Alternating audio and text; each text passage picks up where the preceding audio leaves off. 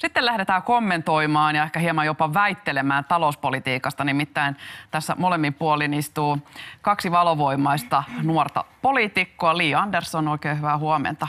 Vasemmistonuorista ja Susanna Koski Kokoomuksen nuorten liitosta. Huomenta. Huomenta. Ja te olette siis kirjoittaneet kirjan Punavihreä sinivalkoinen, jossa olette lähettäneet toisillenne kirjeitä. Ja aika eri laidoilla olette siellä nyt sitten mielipiteissänne ja tämä haastattelu tai tilanne toteutetaan nyt niin, että luen sieltä kirjasta otteita ja saatte sitten kommentoida toistenne mielipiteitä.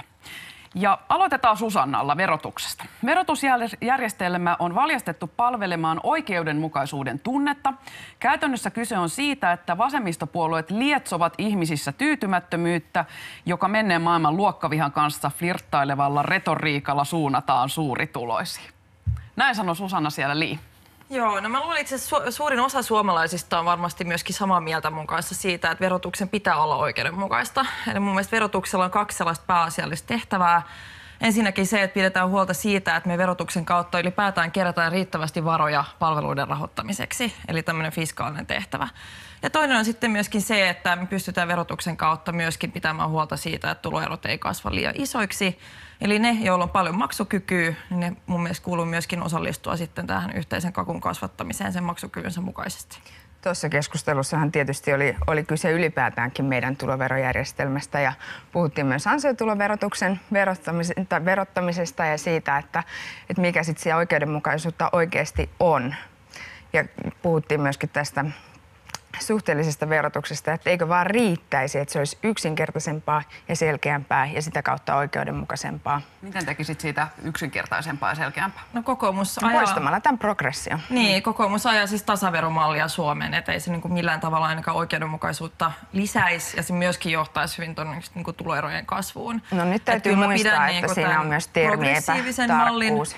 Edelleen hyvänä, että ongelma Suomessa mun mielestä pikemminkin on se, että se progressio ei tällä hetkellä toimi kaikissa tuloluokissa, mitä mä myöskin käyn siinä muun muassa kirjassani läpi. Mikä on termi epätarkkuus? Niin, että puhutaan siis suhteellisesta verotuksesta. Että eikö vaan riitä, että ne, jotka tienaa enemmän, maksaa yksinkertaisesti enemmän veroja, eikä niin, että se on ihan sattumanvarasta, että kolmin- tai kuusinkertaisesti joku maksaa enemmän. Eli haluat tasaveroa?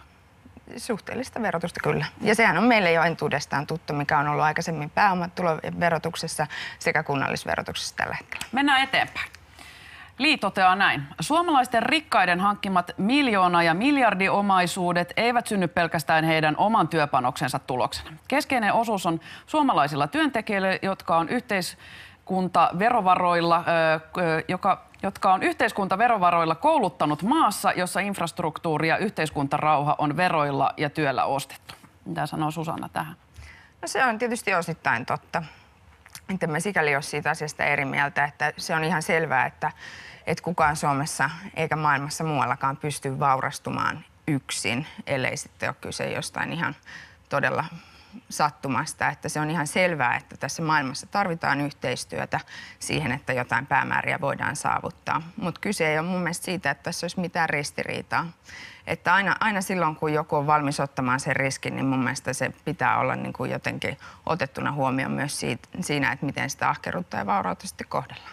No mun mielestä siinä on tiettyä ristiriitaa, jos nyt katsoo, minkälaista politiikkaa Suomessa on harjoitettu viimeisten vuosikymmenten aikana, että suurin osa niistä verotusuudistuksista, jos me katsotaan meidän yhteiskunnallista tulonjakoa laajasti, niin on nimenomaan hyödyttänyt suurtuloisia myöskin Suomessa. Samanaikaisesti, kun meillä on aika isoja ongelmia myöskin siinä, että miten me saadaan turvattua, niin kuin me tiedetään esimerkiksi tällä hetkellä, ihan niitä peruspalveluita, joista sitten kaikki hyötyy, tai pidetty huolta meidän koulutusjärjestelmästä, johon on myöskin leikattu itse asiassa aika paljon tämän hallituskauden aikana.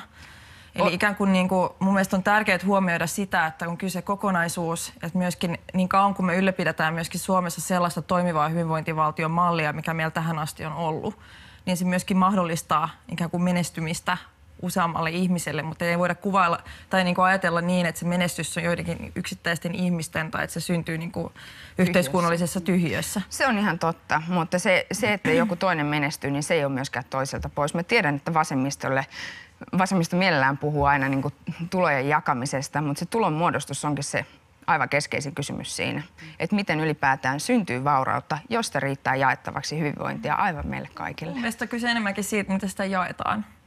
Mutta täytyyhän se ensin leipoa se kakku, että sitä voidaan jakaa, eikö niin? Tuloverojen eron kasvu, siitä kiistellään paljon, että onko se mahdollisuus hyvinvointiyhteiskunnan kasvattamisessa vai tappaako se hyvinvointiyhteiskunnan?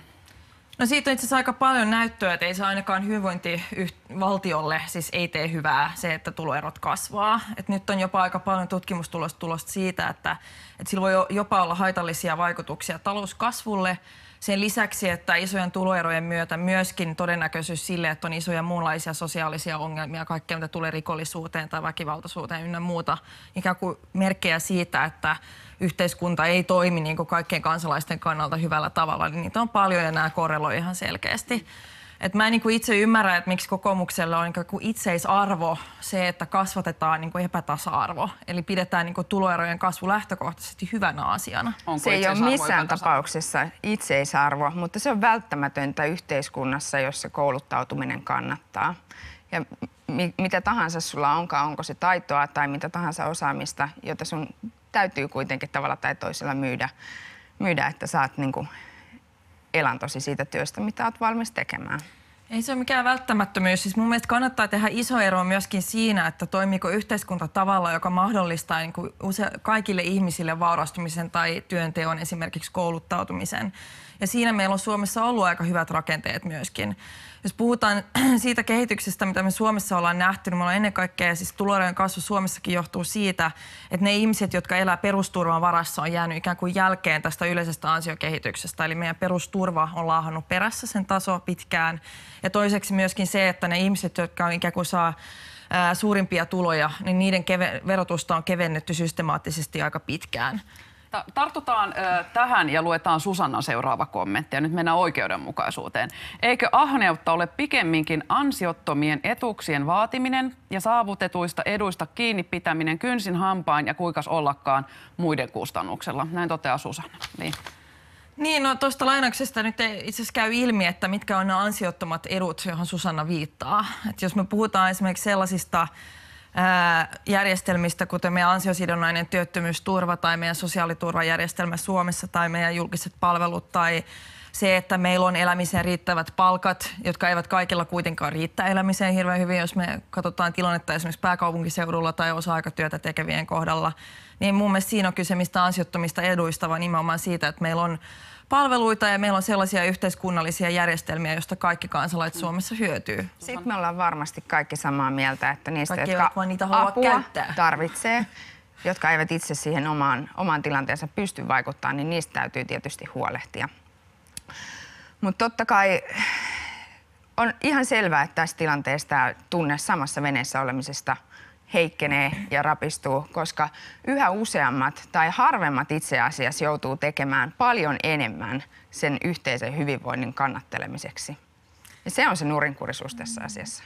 No, vähän viitaten myöskin tähän aikaisempaan keskusteluun, että mä en luule, että kaikilla ihmisillä on sellaista tunnetta, että me istutaan samassa veneessä. Tai ainakin me ollaan, jotkut on autokannen alla samaan aikaan, kun jotkut pyörii siinä sviitissä ylemmässä kerroksessa. Että tavallaan niin kuin, mä luulen, että meillä on aika iso näkemysero myöskin siinä, että millä tavalla tämä yhteiskunta, että onko se nykyhetkellä tasa-arvoinen vai ei. Mutta sehän onkin se oikeudenmukaisuuskysymys, että ne, jotka on valmiita omalla työllään ja panoksellaan valmiita vaikuttamaan ja edesauttamaan sitä omaa tilannetta, niin mun mielestä siinä puhutaan oikeudenmukaisuudesta. Mutta silloin, kun he joutuu tekemään entistä enemmän ja koko ajan enemmän myös niiden lukuun, jotka eivät itse syystä tai toisesta ole valmiita tekemään sen asian yhtään mitään. Mutta jos me puhutaan ansiottomista eduista, niin eikö se onkin mielestä, Susanna, jo silloin olisi parempaa puhua esimerkiksi niistä ihmisistä, jotka saa bonuksia, saa ikään kuin palkkioita sen oman palkkansa päälle esimerkiksi, tai sellaisista pomoista, joilla on eläkesopimuksia, jotka eivät ole